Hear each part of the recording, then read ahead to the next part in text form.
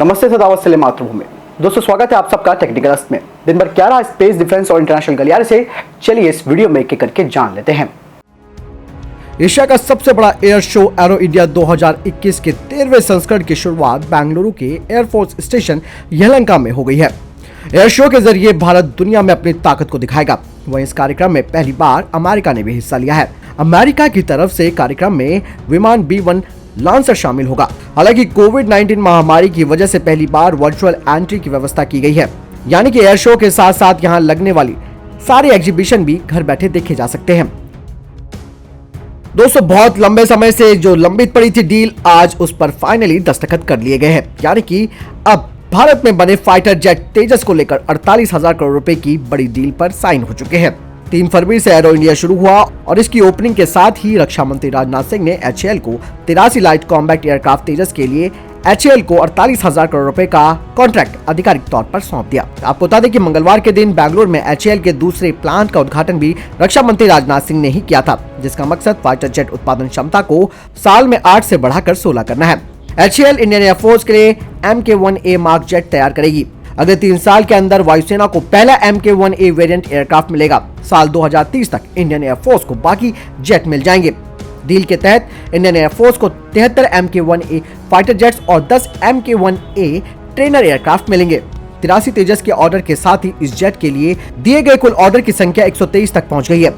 40 तेजस के लिए Indian air force पहले ही ऑर्डर दे चुकी है और ये जेट इनिशियल ऑपरेशन क्लियरेंस की कतार में है। इंडियन एयरफोर्स के लिए तैयार किया जा रहा तेजस MK-1A जेट अतिरिक्त सुधारों और फाइनल ऑपरेशन क्लियरेंस के साथ आएगा। यह जेट अभी तक का सबसे एडवांस जेट होगा जिसे HAL की तरफ से तैयार किया जाएगा। Tejas MK-1A variant digital radar warning receivers, self protection jammer pods, AESA radar, advance beyond visual range missile और बेहतर मेंटेनेंस के साथ इंडियन एयरफोर्स को मिलेगा। जम्मू कश्मीर में पाकिस्तान हर रोज अंतर्राष्ट्रीय सीमा और LOC पर सीज फायर का उल्लंघन करता है, जिससे बॉर्डर पर रहने वाले गांवों के लोगों को काफी परेशानी झेलनी पड़ती है। इस समस्या को देखते हुए भारतीय सेना ग्रामीणों के लिए देवदूत बनकर सामने आई है और स्थानीय लोगों की सहूलियत के लिए RS-पुरा सेक्टर से सटे गाँव शेखाचक में कम्युनिटी बंकर बनाया गया है, ताकि जब भी पाकिस्तान अपने नापाक इरादों को अंजाम देने के लिए बॉर्डर पर फायरिंग या मोर्टार दागेगा तो लोग अपनी जान बचाने के लिए इन बंकरों में पनाह ले सकेंगे और सुरक्षित रहेंगे। भारतीय सेना ने शेखाचक में ऑपरेशन सद्भावना के तहत कंक्रीट का कम्युनिटी बंकर बनाया है, जिसमें एक साथ करीबन 40 से 50 लोग पनाह ले सकते हैं। ये बंकर आधुनिक सुविधाओं से लैस है और मोर्टार के शेलिंग को आराम से झेल सकता है। रक्षा मंत्री राजनाथ सिंह ने बताया कि भारत अगले 7 से 8 सालों में सैन्य आधुनिकीकरण पर $130 अरब खर्च करने की योजना बना रहा है। साथ ही उन्होंने बताया कि हमने हाल ही में अपने सुरक्षा तंत्र को मजबूत बनाने के लिए कई कदम उठाए हैं। बड़े और जटिल रक्षा प्लेटफॉर्मों का घरेलू विनिर्माण अब हमारी नीति के तहत आत्मनिर्भर भारत अभियान के तहत केंद्रित हो गया है। सैन्य आधुनिकीकरण पर $130 अरब खर्च किए जाने की हमारी प्रबल योजना है। साथ ही उन्होंने कहा कि आत्मनिर्भरता और निर्यात के दोहरे लक्ष्यों को प्राप्त करने के लिए 2024 तक एरोस्पेस और रक्षा उपकरणों और सेवाओं में 35,000 करोड़ रुपए के निर्यात सहित 1,75,000 करोड़ रुपए का कारोबार हासिल करने का लक्ष्य निर्धारित किया गया है। रक्षा मंत्री राजनाथ सिंह ने बताया कि भारत कई मित्र देशों को रक्षा उपकरणों का एक विश्वसनीय आपूर्तिकर्ता बनने की क्षमता रखता है। साथ ही उन्होंने बताया कि हमारे पास मजबूत और अलग अलग तरह के सूक्ष्म, लघु और मध्यम उद्यम क्षेत्र हैं, जिसकी 5,000 से अधिक सक्रिय यूनिट्स हैं। दोस्तों, अगर आपको यहाँ तक वीडियो पसंद आई हो तो वीडियो को जरूर लाइक कीजिएगा। इससे हमारा उत्साह बढ़ता है ताकि हम आप तक डेली डिफेंस अपडेट्स को पहुंचाते रहें। आपको बता दें कि उत्तर प्रदेश 17 MOU पर हस्ताक्षर करने के लिए तैयार है, जिससे कि 5,000 करोड़ रुपए का investment UP defence corridor project के लिए आ सके। आगामी परियोजनाओं के लिए आगरा, अलीगढ़, चित्रकूट, झांसी, कानपुर और लखनऊ सहित 6 नोड्स के रूप में पहचाने जाने वाले 6 जिलों में से 4 में डिफेंस कॉरिडोर के लिए भूमि अधिग्रहण का काम लगभग 90% खत्म हो चुका है। पिछले साल यूपीडीए ने डिफेंस एक्सपो के दौरान रक्षा कॉरिडोर के लिए यानी कि डिफेंस कॉरिडोर के लिए 50,000 करोड़ रुपए के अनुमानित निवेश के साथ 23 समझौते ज्ञापन पर हस्ताक्षर किए थे, जो लखनऊ में हुए थे। कुल मिलाकर 13 निजी कंपनियां 4,501 करोड़ रुपए के निवेश के इरादे से यूपीडीए के साथ समझौते ज्ञापन पर हस्ताक्षर करेंगी। इस कदम से 9,000 प्रत्यक्ष रोजगार उत्पन्न होने की उम्मीद है। इसके अलावा भारतीय वायुसेना, HAL, Naini aerospace limited, HAL की एक सहायक कंपनी और भारत अर्थ मूवर्स लिमिटेड भी यूपीडीए के साथ समझौता ज्ञापन पर हस्ताक्षर करेंगे। भारत और अमेरिकी सेना के बीच संयुक्त अभ्यास 8 फरवरी से शुरू होने वाला है। देश के पश्चिमी सीमा से सटे पाकिस्तान के अंतर्राष्ट्रीय बॉर्डर के समीप बीकानेर क्षेत्र के महाजन फायरिंग रेंज में ये द्विपक्षीय प्रशिक्षण अभ्यास शिविर है, जिसमें कि अमेरिकी सैनिकों के साथ भारतीय सैनिक दल हिस्सा लेगा। इस महत्वपूर्ण युद्ध अभ्यास में हिस्सा लेने के लिए अमेरिकी सेना का दल 5 फरवरी को भारत पहुंचने वाला है। भारतीय सेना के अधिकारी के अनुसार इस अभ्यास में भारतीय सेना का प्रतिनिधित्व सप्तशक्ति कमान की 11वीं बटालियन जम्मू और कश्मीर राइफल्स करेंगी और अमेरिकी सेना का प्रतिनिधित्व 2nd infantry battalion 3 infantry regiment 1-2 strike brigade combat team के सैनिकों के द्वारा किया जाएगा और ये युद्ध अभ्यास 21 फरवरी तक चलेगा। राफेल इंडिया कॉन्ट्रैक्ट के तहत थेल्स की ऑफसेट कमिटमेंट के हिस्से के रूप में मेक इन इंडिया पॉलिसी के अनुरूप Navratna defence PSU Bharat electronics limited ने डैसॉल्ट एविएशन राफेल के लिए T/R मॉड्यूल RBE-2 रडार का निर्माण किया है। थेल्स के द्वारा भारत को दी गई ट्रांसफर ऑफ टेक्नोलॉजी के तहत फ्रांस में BL के इंजीनियर ने प्रशिक्षण लिया और साथ ही इस कार्यक्रम में अपनी सक्रिय भूमिका निभाई। थेल्स मेक इन इंडिया नीति के लिए एक एक्टिव स्टेक होल्डर है और इस ऑफसेट को भारत सरकार ने प्रमोट भी किया है। राफेल इंडिया प्रोग्राम के तहत नवंबर 2020 में पहला RBE-2 I saw radar with front end जिसे की मैन्युफैक्चर किया गया था BEL इंडिया के द्वारा, जिसे की थेल्स को डिलीवर किया गया था डैसॉल्ट एविएशन के लिए।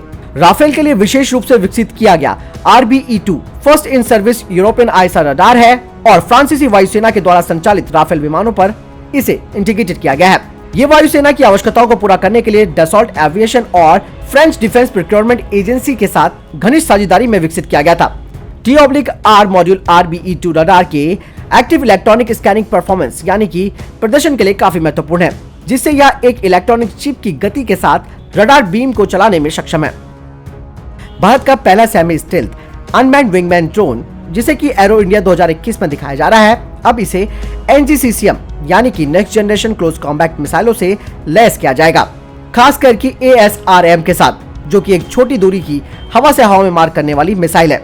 MBDA के द्वारा विकसित किया गया और इसे स्थानीय रूप से BL के द्वारा असेंबल किया जाता है। इस मिसाइल का इस्तेमाल सेल्फ प्रोटेक्शन के तहत किया जाएगा या फिर ये तेजस मैक्स को कवर करने के लिए कार्य करेगी। Twin engine warrior unmanned wingman drone, इसका जो प्राइमरी रोल होगा वो होगा अत्यधिक जटिल हवाई क्षेत्र में स्ट्राइक मिशन में सुविधा प्रदान करना, जबकि तेजस मैक्स उन पर पूरी निगरानी रखेगा और पूरे ऑपरेशन को पर्दे के पीछे रहते हुए निर्देशित करता रहेगा। वॉरियर प्रोग्राम हर मिशन की प्रभावशीलता को अधिकतम करेगी, साथ ही साथ पायलटों के जीवन को खोने की संभावना कम रहेगी, क्योंकि वे ड्रोन के साथ होंगे जो उनकी रक्षा करने वाले हैं।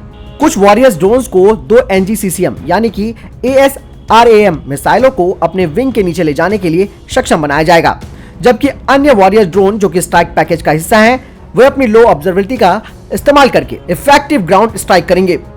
साथ ही वे दुश्मन के रडार से बचने में सक्षम होंगे। Warriors drone short range air to air missile से लैस होंगे।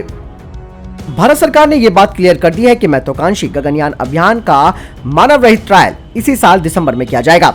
कोरोना महामारी के चलते टाइमलाइन से पिछड़े इस मिशन का जिक्र वित्त मंत्री निर्मला सीतारमण ने अपने बजट सत्र के दौरान भी किया। वित्त मंत्री ने अंतरिक्ष अभियान के लिए अंतरिक्ष विभाग पिछले वित्त वर्ष के मुकाबले 4,469 करोड़ रुपए ज्यादा का आवंटन कर साफ कर दिया है कि ये क्षेत्र सरकार के कोर बिंदुओं में शामिल है। गगनयान अभियान का पहला मानव रहित परीक्षण साल 2020 में किया जाना था। साल 2022 में इस अभियान के जरिए किसी भारत को अपने दम पर भारत अंतरिक्ष में भेजना चाहता है। इसके लिए 4 भारतीय अंतरिक्ष यात्रियों का प्रशिक्षण रूस में चल रहा है। कोरोना के कारण तय समय से पिछड़ने के चलते 2022 का लक्ष्य पिछड़ता हुआ दिख रहा है, लेकिन वित्त मंत्री ने इस साल अभियान रवाना करने की घोषणा के बाद 2022 का लक्ष्य अब करीब सा दिखने लगा है। अंतरिक्ष बजट में अंतरिक्ष विभाग की नवगठित wing new space India limited को 700 करोड़ रुपए का आवंटन मिला है।